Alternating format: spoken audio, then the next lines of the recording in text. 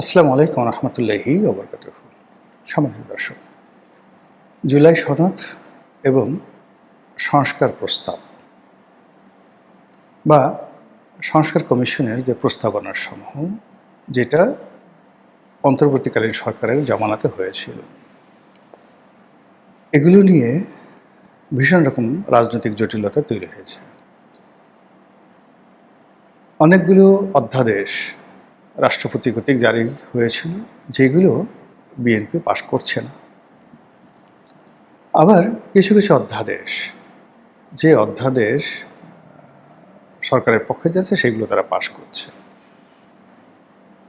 জুলাই সনদ বিচার বিভাগকে পৃথকীকরণ এবং সুপ্রিম কোর্টের জন্য আলাদা একটি সচিবালয় প্রতিষ্ঠা এবং বিচারপতি নিয়োগের ক্ষেত্রে যে অধ্যাদেশ জারি হয়েছিল, এটি সরকার পাশ করছে না।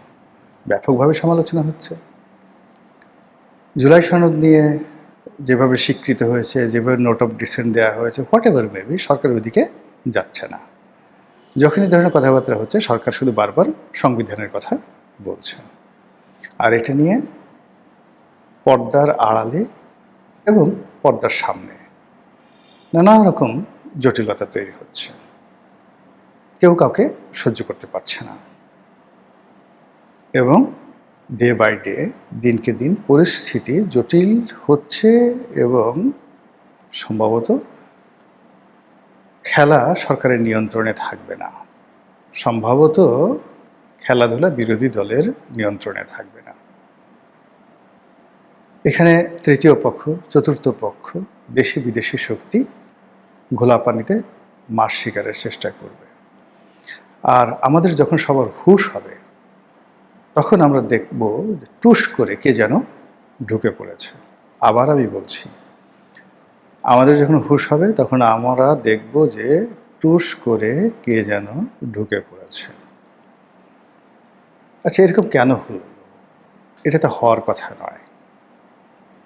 মূল ব্যাপার হলো যে ডক্টর মোহাম্মদ ইউনূস যখন ক্ষমতায় এলেন, আমরা তো ধরে নিয়েছিলাম যে তিনি 5 বছর থাকবেন, সুন্দর করে দেশ চালাবেন। কেন তিনি পারলেন না? আবার নির্বাচনের আগে যেভাবে ভাইব তৈরি করা হলো, আমরা তো ধরে নিয়েছিলাম যে জামাত ক্ষমতায় আসছে, কেন জামাত ক্ষমতায় এলো না? আমরা তো ধরে নিয়েছিলাম যে তারেক রহমান সাহেব দেশে আসবে না। তারপরে আমরা ধরে নিয়েছিলাম যে নির্বাচন হবে না।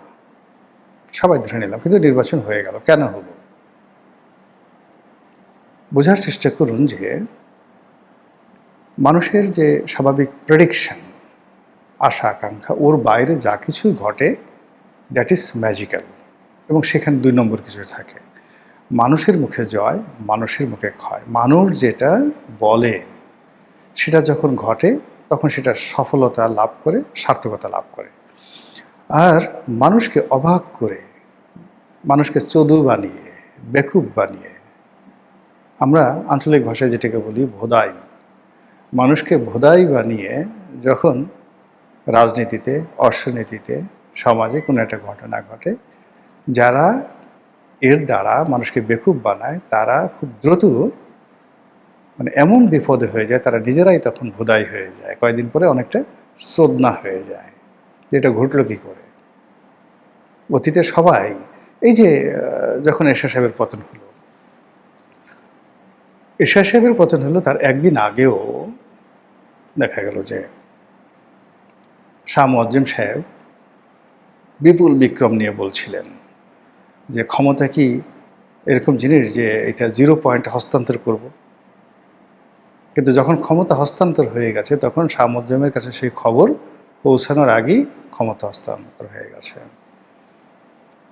বেগম জিয়ার খুব ঘনিষ্ঠজন কয়েকজন মানুষ আমাকে বলতেছিলেন যে ওনার একান্ত ঘনিষ্ঠজন একেবারে যখন ওনার পতন হবে 2006 সনে 1/11-এর সময়, তখন হারিস চৌধুরী থেকে শুরু করে আরও কয়েকজন যারা আছেন, তারা খুব দাপট দেখাচ্ছিলেন, আমাদের এটা আছে, ওটা আছে, আপনি ক্ষমতা হস্তান্তর করবেন না, ইত্যাদি ইত্যাদি ইত্যাদি ইত্যাদি।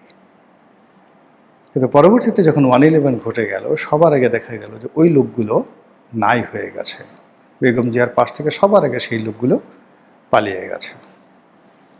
আর শেখ হাসিনার যখন পতন হলো, আপনি দেখেন তারা সবাই দুপুরের খাবার খাবে, খাবার রেডি, শাহী খাবার রেডি, গণভবনের সবাই খাবেন গরম গরম খাবার, একটু মুখে পানি দেওয়ার সুযোগ তাদের হয়নি, সেই খাবার বিপ্লবীরা গিয়ে খেয়ে ফেলল। এই অবস্থা আগামীতেও হবে, সবার জন্য হবে। কেন হবে? যদি রাজনীতির ব্যাকরণগুলো কেউ মান্য না করে। আমি একটা কথা খুব সহজ সরলভাবে বলেছিলাম যে লন্ডন বৈঠকে জনাব তারেক রহমান সাহেব এবং ডক্টর মোহাম্মদ ইউনূস তাদের মধ্যে একটা সমঝোতা হয়েছে। সেই সমঝোতার প্রেক্ষিতে বিএনপি ডক্টর মোহাম্মদ ইউনূসকে যথেষ্ট ছাড় দিয়েছে। যদি ইউনূস সাহেব বিএনপির সাথে বেইমানি করে তাহলে তিনি ক্ষমতায় থাকতে পারবেন না, তাকে অপমানিত লাঞ্ছিত হয়ে ক্ষমতা থেকে চলে যেতে হবে। সেকেন্ড থিং হলো, ইউনূস সাহেব যদি বিএনপির সাথে কৃত যে কমিটমেন্ট সেটা রক্ষা করেন, ক্ষমতা হস্তান্তর করেন, তাহলে বিএনপি ডক্টর মোহাম্মদ ইউনূসকে যে সকল আশ্বাস দিয়েছেন টু দি পয়েন্টে, কোনো রকম প্রশ্ন ছাড়া, কোনো রকম বাছবিচার ছাড়া এবং কোনো রকম নীতি নৈতিকতা ছাড়া যে কমিটমেন্ট দেওয়া হয়েছিল সেই কমিটমেন্টগুলো তাকে রক্ষা করতে হবে। আর সেই রক্ষা যদি না করা হয় তাহলে বিএনপির পতন হবে। এটা নির্বাচনের আগে কিন্তু আমি বলেছিলাম, নির্বাচনের আগে বলেছিলাম। এর কারণ হলো আপনি দেখেন আন্ডারওয়ার্ল্ডে এই যারা চোরাকারবারি করে, গডফাদারের যে ব্যবসা আছে, এই যে মারিও পুজোর যে গডফাদার বিখ্যাত সিনেমা হয়েছে, তারপর নভেল আছে, সেখানে গিয়ে দেখবেন যে গোপনে যে সমঝোতা হয়, যেটা সাক্ষী কেবল আল্লাহ থাকে, এবং ওখানে যেখানে বিশ্বাস থাকে, একজন আর একজনকে বিশ্বাস করে, ওই বিশ্বাসটা যদি কেউ ভঙ্গ করে ওখান থেকে আল্লাহ বরকত উঠায় নেয়। এটা প্রেমের ক্ষেত্রে প্রযোজ্য। কোনো নারী যদি তার পুরুষের সাথে, প্রেমিক পুরুষের সাথে বেইমানি করে, আজীবন তার রূপ চলে যাবে, যৌবন চলে যাবে, সে মানে মৃত কঙ্কালে পরিণত হয়ে যাবে। একই অবস্থা কোনো পুরুষ যদি কোনো নারীর সঙ্গে তার সরলতা নিয়ে প্রচারণা করে, তার সব কিছু তছনছ হয়ে যাবে, সব কিছু। সে মানে রাজা হোক ফকির হয়ে যাবে, স্বাস্থ্যবান হোক কঙ্কাল হয়ে যাবে, ধনী হোক দরিদ্র হয়ে যাবে। এরকম রাজনীতিতে সমঝোতা থাকে। একজন মানুষ রাজা হয়, raja is a not a single person, he is a institution, combination of many many power and element. ধরেন তারেক রহমান সাহেব হয়েছেন, আজকের তারেক রহমান সাহেবের পেছনে লক্ষ মানুষের দোয়া, লক্ষ মানুষের শ্রম ঘাম, লক্ষ মানুষের বিনিয়োগ, এগুলো কড়াই গণ্ডায় রাজাকে বুঝিয়ে দিতে হয় ক্ষমতা লাভের পরে। আর এই কাজটি যদি তিনি করতে না পারেন তাহলে তার কর্মের ফলে তার কোনো উপকারী বন্ধু তার ব্যাপারে দীর্ঘশ্বাস ছাড়ল, তার কোনো সাহায্যকারী বন্ধু তার কাছ থেকে মুখ ফিরিয়ে নিল, তার যে উপকারী বন্ধু তার দ্বারা প্রতারিত হলো এবং অবমূল্যায়িত হলো। এই যে দীর্ঘশ্বাস, এই দীর্ঘশ্বাস রাজার চলার পথে বা তারেক রহমান সাহেবের চলার পথে ভীষণ রকম একটার পর একটা বিপর্যয় এবং বাধা তৈরি করবে এবং তার বুদ্ধির দরজা বন্ধ করে দেবে। তিনি ভালো সিদ্ধান্ত নিতে পারবেন না, তার চোখের উপর পর্দা পড়ে যাবে, মনের উপর পর্দা পড়ে যাবে, সে একটার পর একটা ভুল করতে থাকবে। এই জন্য আল্লাহ বারবার বলেছেন ওয়াম্মা বিনিয়ামতি রাব্বিকা ফাহাদ্দিস। তার আগে আবার বলছে যে আল্লাহ রাসূলকে উদ্দেশ্য করে আল্লাহ বলছেন আলাম ইয়াজিদকা ইয়াতীমান ফাওয়া, হে নবী আমি কি আপনাকে ইয়াতিম হিসেবে পাইনি, তারপর আমি কি আপনাকে আশ্রয় দান করিনি। এইভাবে আল্লাহ যাদেরকে ক্ষমতা দেন তাদেরকে বলে যে তোমাকে যে আমি ক্ষমতা দিয়েছি ওয়াম্মা বিনিয়ামতি রাব্বিকা ফাহাদ্দিস, এই ক্ষমতার নিয়ামত তোমরা স্বীকার করো, শুকরিয়া আদায় করো। আর যখন তুমি আশ্রয়হীন ছিলে, অসহায় ছিলে, দুর্বল ছিলে, তখন এই সমাজের আমার যে অক্সিলারি ফোর্স রয়েছে, আমার যে সুলতানা নাসিরা রয়েছে, সাহায্যকারী শক্তি রয়েছে, আমার বান্দা রয়েছে, বান্দি রয়েছে, পশু রয়েছে, পাখি রয়েছে, বৃক্ষলতা রয়েছে, সবাইকে আমি তোমার দিকে মতোয়াজ্জ করে দিয়েছিলাম, এখন দায়িত্ব পালন করো। আর সেটা যদি না করে তাহলে আল্লাহ বরকত ছিয়ে নেন। তো সেই অর্থে এনসিপি, জামাত, ডক্টর মোহাম্মদ ইউনূস তাদের সঙ্গে বিএনপির যে কমিটমেন্ট ছিল, আই ডোন্ট নো। এই কমিটমেন্টের কোনো নীতি নাই, নৈতিকতা নাই, কোনটা দেশের জন্য কল্যাণ, কোনটা অকল্যাণ ডাজ নট ম্যাটার। যেহেতু এটা কমিটমেন্ট করেছে, এটা পূর্ণ করতে হবে। আর পূর্ণ না করলে এই সরকারের উপর থেকে আল্লাহ বরকত উঠিয়ে নেবেন। এটা হলো প্রকৃতির আইন, এর বাইরে যাওয়া যাবে না। এখন বাস্তবতায় আসি। সরকার জুলাই সনদ বাস্তবায়ন করবে তাদের মতো করে। আর জুলাই সনদ যেভাবে গৃহীত হয়েছে, যেভাবে লিখিত হয়েছে, যেভাবে প্রণীত হয়েছে, সেইভাবে সরকার রাজি না করবে না, এটা মোটামুটি নিশ্চিত। এটা নিয়ে সরকার টাগ অফ ওয়ারে চলে গেছে। সরকার মনে করছে যে এইভাবে যদি হয় তাদের ক্ষমতা কমে যাবে, বিরোধী দলের ক্ষমতা বাড়বে, তাদের কিছুই থাকবে না, ফলে তারা এটা পাশ করবে না। বিরোধী দল মনে করছে এটা স্পষ্টভাবে তাদের সাথে কমিটমেন্ট লঙ্ঘন। আর এটা যদি তাদের ইচ্ছে মতো না হয়, আগামীতে সরকার তাদেরকে স্কুইজ করবে, তাদের বিরুদ্ধে পুলিশ হত্যার মামলা হতে পারে, আরও অনেক কিছু হতে পারে, এবং এটা কোনো অবস্থাতে বরদাস্ত করা যাবে না। শেখ হাসিনা যদি ফিরে আসে তাহলে তাদের অস্তিত্ব থাকবে না, ফলে তারা সর্বশক্তি দিয়ে সরকারের এ সকল সিদ্ধান্তের ব্যাপারে তারা দ্বিমত পোষণ করবে, আন্দোলন করবে, লড়াই করবে, সংগ্রাম করবে। এখন সরকার কি এগুলো অতীতের মতো, মানে 91 সনে বা 2001 সনে যেভাবে বিএনপি রাষ্ট্রশক্তিকে তার প্রতিপক্ষের বিরুদ্ধে ব্যবহার করতে পেরেছিল, এবার কি পারবে? প্রশ্নই আসে না। এবার কোনো পুলিশকে, মিলিটারিকে, আমলা কামলাকে আমজনতা এবং রাজনৈতিক প্রতিপক্ষের বিরুদ্ধে ব্যবহার করা যাবে না। এবার যেটা হচ্ছে সেটা হলো দলীয়করণ, মানে একদল আমলা আরেক দল আমলাকে বঞ্চিত করছে, মানে নিজেরা মারামারি করছে। কিন্তু ইনফিল্ডে গিয়ে কোনো পুলিশ কর্মকর্তা লাঠিচার্জ করবে, আগের মতো ভয় দেখাবে, তারপরে যাকে বলা হয় গুম করবে, এই জিনিসগুলো এখন হবে না। ফলে সরকারের যারা প্রত্যক্ষ বিরোধিতাকারী আছে পার্লামেন্টে, তাদের সঙ্গে এই মুহূর্তে যদি গুপ্ত শক্তি হিসেবে আওয়ামী লীগকে ধরেন, এই গুপ্ত শক্তি সরকারের যে কোনো যে দুর্বলতা, সেই দুর্বলতাকে লুফে নেবে, এবং তার শুরুটা হবে এই জুলাই সনদ দিয়ে এবং সংস্কার প্রস্তাব দিয়ে। This is one.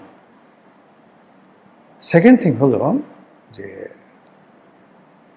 2024 সনের জুলাই আগস্টে যে শক্তিটা ছিল রাজপথে, তাদের মধ্যে মিলিটেন্সি ছিল, তাদের অস্ত্র ছিল, অর্থ ছিল, ঐক্য ছিল, বুদ্ধি ছিল, প্রজ্ঞা ছিল, তার একটাও কিন্তু কমেনি, বরং তারা এখন আরও বেশি অভিজ্ঞতা সম্পন্ন, বেশি ধনশালী, এবং অতীতের যে কোনো সময় আসছে তাদের আত্মবিশ্বাস অনেক বেশি। আপনি ধরেন এই 18 মাস নাহিদ, আসিফ মাহমুদ, সজীব ভুঁইয়া, হাসনাত, সার্জিস, তারা যেভাবে চলাফেরা করার পরে তাদের যে শক্তি বেড়েছে, কনফিডেন্স বেড়েছে, তারা এখন কে প্রধানমন্ত্রী, কে মন্ত্রী, এদেরকে গণায় ধরার মতো অবস্থা তাদের নাই। বিশ্বাস এমন একটা জায়গা, আমি নিজেকে দিয়েই বলি। ধরুন আমি যখন সংসদ সদস্য হয়েছি, তখন একজন এসপি লেভেলের কর্মকর্তা বা ডিসি লেভেলের কর্মকর্তা, তাদের সঙ্গে কথা বলতে আমার সংকোচ হতো। একজন এসপি সাহেবের ফোন দিব, কি মনে করবে? একজন সচিবকে টেলিফোন করব বা তার রুমে ঢুকবো, এই বিশ্বাসই তো তখন হয়নি। আমি একজন সংসদ সদস্য, কিন্তু আরেকজন এমপি, সিনিয়র এমপি বা একজন মন্ত্রীর রুমে যাব, এই ধরনের বিশ্বাস হয়নি। কিন্তু দেখেন, ঘটনা পরিক্রমা এখন আমার কিছু নেই, কিন্তু আত্মবিশ্বাস এমন একটা পর্যায়ে পৌঁছে গেছে যে আমি এখন একজন ডিসিকে ফোন দেবো, এসপিকে ফোন দেবো, কল্পনাই করতে পারি না। কী দরকার? আমি তো সরাসরি মন্ত্রীকে বলতে পারি। আমার প্রয়োজন হলে তো আমি সরাসরি সচিবকে টেলিফোন করে বলতে পারি। এই যে আত্মবিশ্বাস, সেই আত্মবিশ্বাসটা যেভাবে আমার হয়েছে, গত 17 মাসে যারা ছিলেন জামাতের লোক, এনসিপি লোক, তাদের মধ্যে এই আত্মবিশ্বাসটা গড়ে উঠেছে।